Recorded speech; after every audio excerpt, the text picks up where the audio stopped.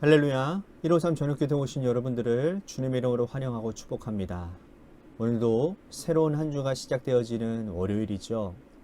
여러분들의 발걸음이 오늘 어땠는지 모르겠습니다. 월요일 날이면 항상 발걸음이 무겁습니다. 그 무거운 발걸음을 여러분들이 잘 견디시고 이겨내셔서 오늘 이 자리에 함께 예배하고 있는 줄로 믿습니다. 오늘도 하나님께서 여러분들의 간구 가운데 하나님 응답해 주시고 또한 여러분들의 하나님이 동행하심을 경험하는 귀한 복된 시간이 되기를 간절히 소망하겠습니다. 먼저 하나님의 말씀 보도록 합니다. 하나님의 말씀 고린도전서 15장 3절에서 10절 말씀까지입니다. 고린도전서 15장 3절에서 10절 말씀입니다. 우리 같이 한 목소리로 다 함께 봉독하도록 하겠습니다. 시작. 내가 받은 것을 먼저 너희에게 전하노니 이는 성경대로 그리스도께서 우리 죄를 위하여 죽으시고 장사 지낸 바 되셨다가 성경대로 사흘 만에 다시 살아나사 게바에게 보이시고 후에 12 제자에게와 그 후에 500여 형제에게 일시에 보이셨나니 그 중에 지금까지 대다수는 살아있고 어떤 사람은 잠들었으며 그 후에 야고보에게 보이셨으며 그 후에 모든 사도에게와 맨 나중에 만삭되지 못한 자 같은 나 같은 자에게도 보이셨느니라. 나는 사도 중에 가장 작은 자라. 나는 하나님의 교회를 박해하였으므로 사도라 칭함받기를 감당하지 못할 자니라. 그러나 내가 나된 것은 하나님의 은혜로 된 것이니 내게 주신 그의 은혜가 헛되지 아니하여 내가 모든 사도보다 더 많이 수고하였으나 내가 한 것이 아니요 오직 나와 함께 하신 하나님의 은혜로라. 아멘. 이 세상에 존재하는 모든 기업은요, 이윤을 추구합니다. 이윤을 추구하는 기업이 생명처럼 소중하게 여기는 것이 있는데 그게 뭐냐면 기술입니다. 그것도 핵심 기술이에요. 핵심 기술은 이 기업의 생존을 위한 원천이고 또 기업은 명운을 걸고 이 핵심 기술을 지키려고 합니다.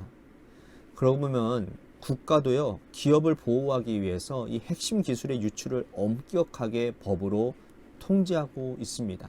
그런데 좀 보면요, 이게 법이 그렇게 강하지 않은 것 같아요. 그래서 그런지 몇 년만 살고 나오면 그들이 벌어들인 그 돈으로 떵떵거리며 살 수 있는 어마어마한 돈을 번다라는 것이죠. 유출하는 사람들이 말입니다. 중국에 가서 그런 일들을 하지 않습니까? 그래서 법을 좀 강화할 필요가 있겠다. 그래야 우리나라의 그런 핵심 기술이 다른 나라에 유출되지 않을 수 있지 않겠습니까? 자, 그렇다면 기독교 신앙의 핵심은 뭘까요? 교회가 교회되는 본질이 무엇이고 오늘 우리가 신앙을 붙들고 분투하며 살아가야 되는 이유가 무엇입니까? 다른 거 다 포기해도 포기할 수 없는 기독교의 신앙 핵심 가치는 바로 십자가와 부활이죠. 굉장히 중요한 가치입니다. 십자가와 부활. 오늘은 부활에 대한 관점을 가지고 좀 말씀을 나누고자 합니다. 그 옛날 로마의 변방인 팔레스타인 땅에 예수 그리스도께서 12명의 제자들을 데리고 복음 사역을 시작하셨을 때에는 누구도 주목하지 않았습니다. 그러나 예수님께서 십자가에 달려 돌아가시고 난 다음에 3일 만에 부활하신 후에 기독교는 전 세계적으로 전파가 되는 거예요. 그 이유는 바로 우리의 핵심 가치, 부활신앙 때문이라는 거죠. 예수 그리스도께서 잠자는 자들의 첫 열매가 되시고 우리는 그 다음 열매가 되기 때문에 부활신앙은 교회의 이 땅에 존재하는 가장 중요한 이유가 되었다는 거죠. 반면에 사단의 입장에서 생각해 볼 때에 이 부활신앙이 가장 골치 아픈 거예요. 여러분, 이 부활신앙 때문에 초대교인들은요, 그 어마어마한 그런 고문과 어마어마한 그런 죽음의 위협 가운데서도 믿음 생활을 할 수 있었고 신앙을 지킬 수 있었다라는 거예요. 그러니 여러분 사탄의 입장에서 보면 이거는 정말 교회를 무너뜨리기 위해서 바로 공략 대상으로 삼아야 되는 것이 바로 무엇이냐? 부활신앙이었다라는 거예요. 이 부활신앙만 무력시킬 수 있다면 기독교는 금세 무너질 수 있기 때문이라는 거예요. 그래서 오늘날도요, 사단은 끊임없이 이 부활신앙을 공격하고 있다라는 겁니다. 과거에 이 고린도 교회 성도들도 마찬가지였어요. 고린도 교회 성도들 가운데는 이 부활을 역사적인 사실로 믿지 않으려는 사람들이 있었다는 거예요. 교회 안에서도 말이에요. 그러니까 바울은 이 부활은 역사적으로 일어난 사실이고 또 우리가 붙잡아야 되는 최고의 영적인 가치임을 선포하고 있는 것입니다. 우선 부활이 실제로 일어난 역사적인 사건임을 3절에서 8절에서 설명하고 있습니다. 예수님은 부활하신 후에 바로 승천하지 않으셨어요. 그죠? 40일 동안 이 땅에 계셨습니다. 예수님께서 40일 동안 가장 많이 하신 일이 뭐예요? 사람들을 만나는 일이었어요. 주님은 그들에게 자신의 못자국난 손을 보여주시고 창에 들어간 그 허리를 보여주셨습니다. 예수님이 온전한 부활체임임을 그들에게 보여주시고 식사도 같이 하셨잖아요. 그들 가운데 대다수는 바울이 이 편지를 쓸 때까지도 생존해 있었습니다.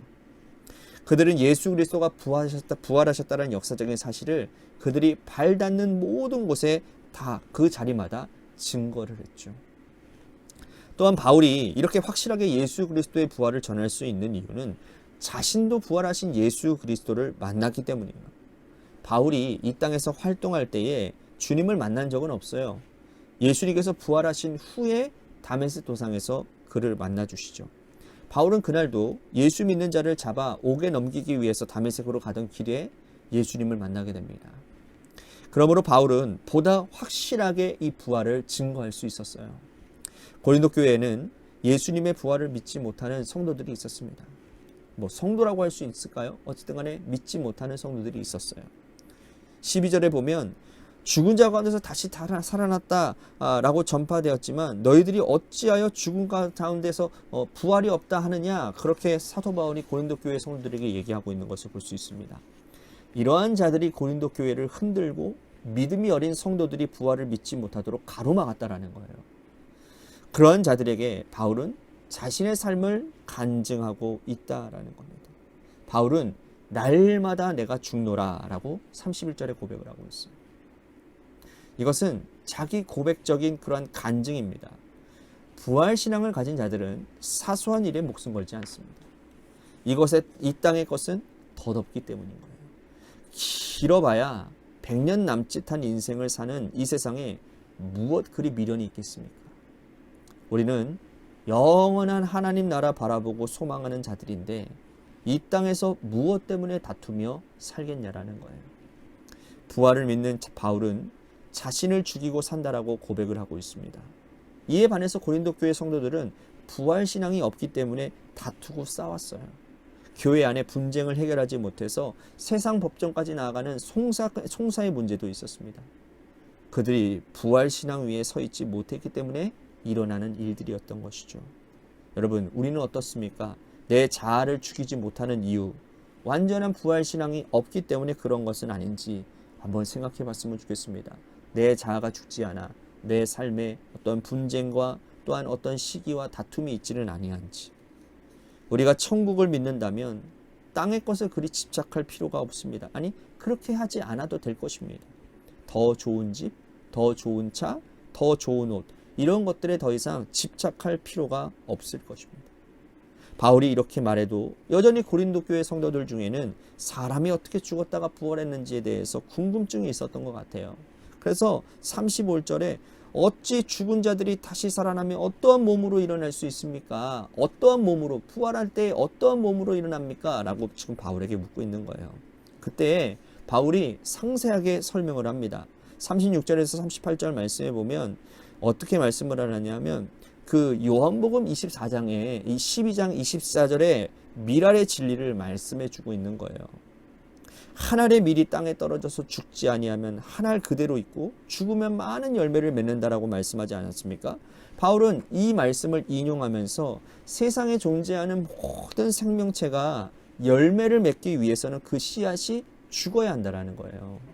같은 이치로 천국의 부활을 누리기 위해서는 이 땅에서 우리가 바울처럼 날마다 죽어야 한다라고 말씀을 하고 있다라는 겁니다. 그러나 한 알의 씨앗이 언제 어떤 식으로 신령한 육체로 부활하게 될지는 알 수 없는 내용이에요. 다만 그 속에 있는 영원한 생명의 씨앗을 주신 하나님을 믿고 나아가야 된다는 거죠. 바울은 고린도 교회 성도들에게 이 부활의 확실한 증거 위에 서라고 권면하고 있습니다. 58절 말씀에 보면 그러므로 내 사랑하는 형제들아 견실하며 흔들리지 말고 항상 주의 일에 더욱 힘쓰는 자들이 되라. 이는 너희의 수고가 주 안에서 헛되지 않은 줄 알미라. 이렇게 말씀을 해요. 부활을 믿는 우리가 이 땅에서 눈 감는 그날이 천국에서 눈 뜨는 그날이 될 거예요. 그때는 신령한 육체로 새롭게 되어 하나님과 함께 천국에서 함께 있을 것입니다. 오늘도 사단은 우리가 부활을 믿지 못하게 하고 또 믿는 자들도 시험을 들게 할 것입니다. 여러분, 사단의 계략에 넘어가지 마시고 속지 마시고 확실한 부활신앙 위에 설 수 있는 여러분들 되시기를 바라겠습니다. 여러분들 오늘 말씀 생각하면서 우리 같이 기도했으면 좋겠습니다. 확실한 부활신앙 위에 내가 서겠습니다. 그리고 어떠한 사단의 계략에도 넘어가지 않겠습니다. 우리 같이 기도하며 나아가기를 소망합니다. 또한 교회를 위해서 우리 간절히 기도합니다. 하나님께서 세워주신 주님의 몸된 교회가 목사부터 시작해서 장로님, 권사님, 집사님, 또한 온 성도들, 어린아이들까지 모두 하나가 되며 서로 사랑하고 서로 연합하여져서 하나님의 아름다운 선하신 일들, 특히나 하나님이 기뻐하시는 일들을 잘 감당하는 교회가 되게 하여 주시옵소서. 그래서 그것이 그 하나님의 기뻐하시는 일들이 이웃으로 퍼져나가는, 그래서 아름다운 선한 일들이 드러나는 그런 교회가 되게 달라고 우리 같이 기도했으면 좋겠습니다. 또 한 가지 우리 같이 기도할 것은 우리 육신의 연약함으로 고통받고 있는 여러분들을 위해서 기도했으면 좋겠습니다. 우리 김은정 지사님 고관절 질환을 위해서 여러분들 기도해 주시기를 바라고요.